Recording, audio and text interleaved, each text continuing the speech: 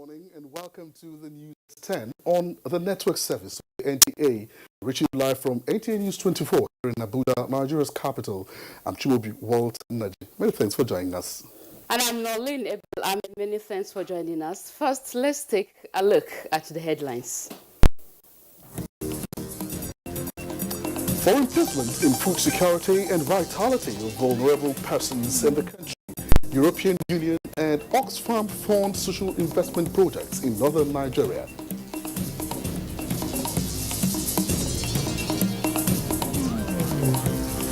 National Emergency Management Agency NEMA deploys relief materials for victims of Potash Market fire disaster in Yobe State.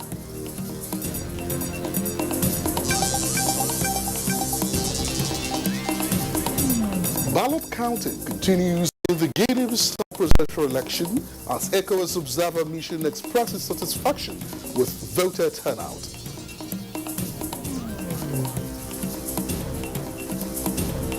Plus, federal government assures of lasting peace in the Niger Delta as traditional rulers and leaders acknowledge President Buhari's sincerity in developing the region.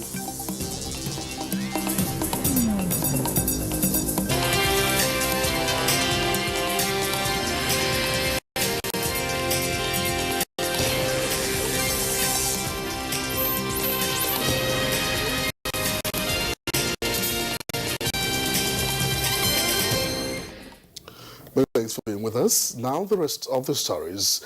President Muhammadu Buhari expects scrupulous investigation into the heinous murder of Madam Acheju Abu, women leader of the People's Democratic Party PDP in Wada Aro Campaign Council in just concluded gubernatorial election in Kogi State.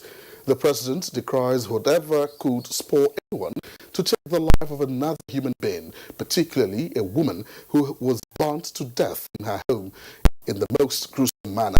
President Buhari charges all security agencies involved in the investigation to do a thorough and expeditious job on the matter so that justice could be served without fear or favor.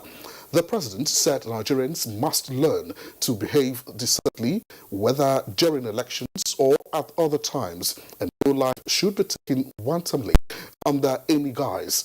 A statement from the office of the Special Advisor to the President, Media and Publicity, Femi Adesina, says Mr. President sympathizes with the family of the deceased, vowing that the law would catch up with the malefactors and justice would be served.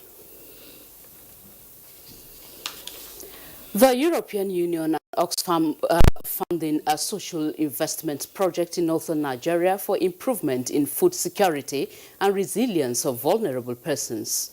And here correspondent Musa Aliyu visited some benefiting communities of the EU project to ascertain the impact of the country. This group of farmers are beneficiaries of EU Oxfam Agriculture Extension Program. They harvest more than 10 bags of 70 kilograms of maize against 4 to 5 bags they get annually. They're not doing spacing, and they don't maybe apply fertilizer 2 times in a plot. Hali Aliyu is a sorghum farmer in Wasagu. He was supported with fertilizer and extension service to expand his farm. For the last 3 years, I'm harvesting this for not up north to 12 sacks or 10. But now, for last year, I harvest more than 20. The women in Jega, Birnin Kabi and Wasagu were grouped into associations, which they were trained in financial literacy, nutritional program, and marketing. 70-year-old Saida Todemu is a member of one of the associations in Wasagu. A widow with no child or grandchild says the EU project has been a great helping hand. I saved 13,000 naira last year, and this year I'm hoping to start rearing goats, she says. Also incorporated in the project, planting to protect farming areas against desert encroachment. We planted over 600 trees in Government Girls Secondary School, Wasagu, in order to fight against this climate change. 5,000 trees have been planted in 3 local government areas of Kebbi State. Musa Baba Ayu, NTA News. The Minister of Transportation, Rotimi Amechi, is optimistic that the entire stretch of the Lagos-Ibadan rail line will be completed before the end of April 2020.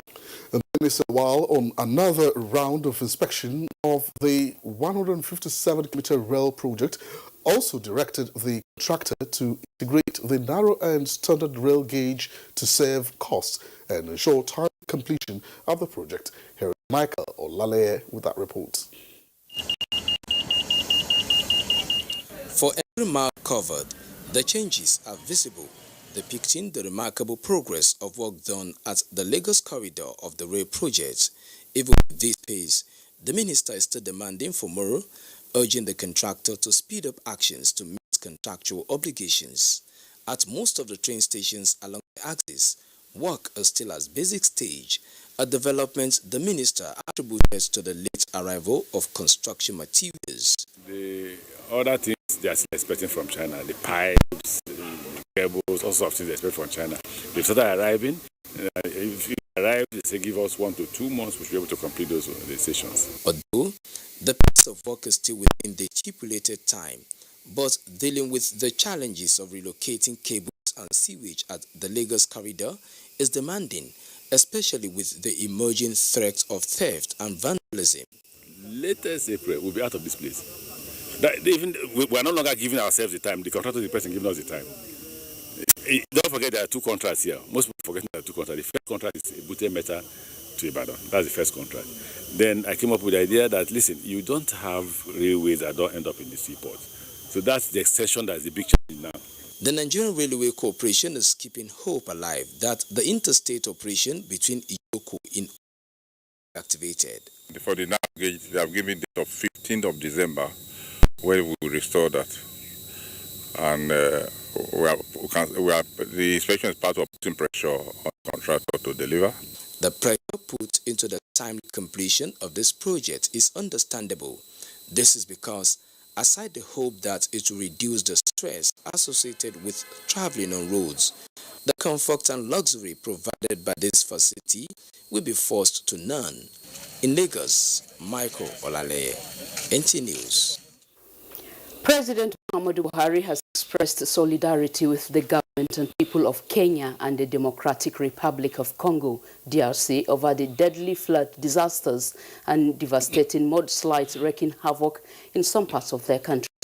In separate messages of sympathy and solidarity to the leaders of Kenya and DRC, President Buhari expressed sadness over the loss of lives and the economic and social disruptions caused by these natural disasters. Senior Special Assistant to the President on Media and Publicity, Garba Shehu, in a statement says, President Buhari notes that emergency management response is one of Africa's biggest challenges of development, which leaders should find a common strategy to, in order to minimize human and economic impacts on these catastrophes. The President told the leaders of Kenya and the Democratic Republic of Congo that the hearts and prayers of all Nigerians are with those affected by the natural disaster. And back home in Nigeria, the National Emergency Management Agency, NEMA, has deployed relief materials for onward distribution to victims of the fire disaster in Yobe Potash Market to cushion the effect of the disaster. Director General of the agency, Mustapha Maihaja, who led NEMA's delegation to the scene of the incident, expressed shock over the level of devastation. Ilyasu Aliakubu reports.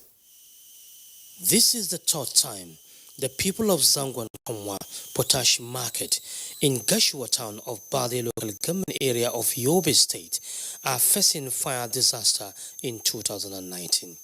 More than 3 million naira worth of potash are said to have been destroyed, and 103 shop owners were affected in the latest disaster.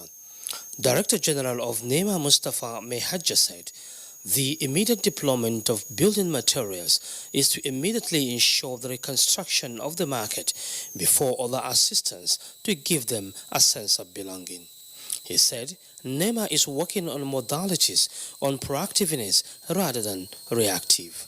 This is market. People have lost their businesses.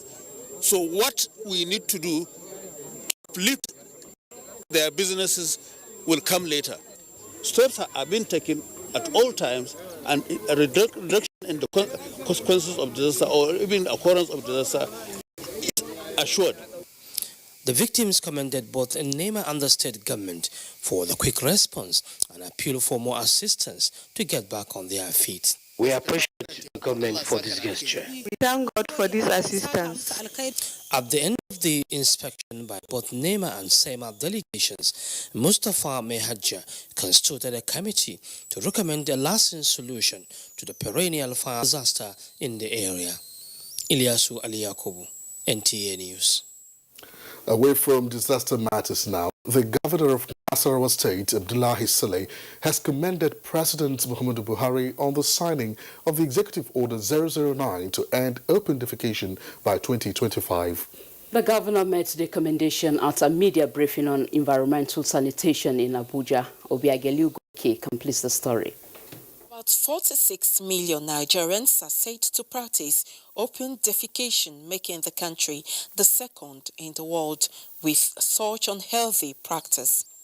The survey also shows that only 11 out of the 774 local government areas in Nigeria are free from the practice of open defecation. Commending the federal government's environmental sanitation programs and the recently signed Executive Order 009, the governor of Nasarawa State, Abdullahi Saleh, says the order signed by President Buhari will reduce the menace to a certain limit. He said collective effort is required by states and agencies, while ministries across board should lend their maximum support to ensure compliance. So beautification will go to a large extent in helping us with clean environment, but it will not solve all the problems, so we have to do more. That's why I said in Nasarawa State we reintroduced, the monthly sanitation campaign, and then we established the waste management agency, and then of course we are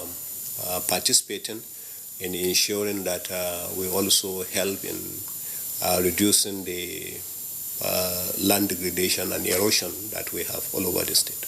Describing this trend as worrisome, the governor explained that Nasarawa State is already embarking on environmental sanitation programs that will positively affect the lives of the people. First is the fact that if you go now on the roads, especially in Karu local government, you will see some level of improvement on the cleaning of the waste, along the roads. That you will see that.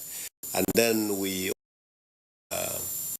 factory, project that was built by the federal government that gave us additional disposal trucks, waste disposal trucks that we. Nasarawa State is the first state to establish an anti-opium defecation program and one of the states to adopt the WASH project.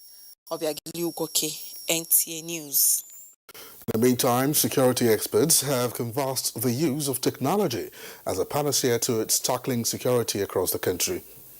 This was at the unveiling of a technology-based security system known as Swipe to Safety Security app, which facilitates quick emergency reporting and response to security-related emergencies. Abdusalam Jubril reports.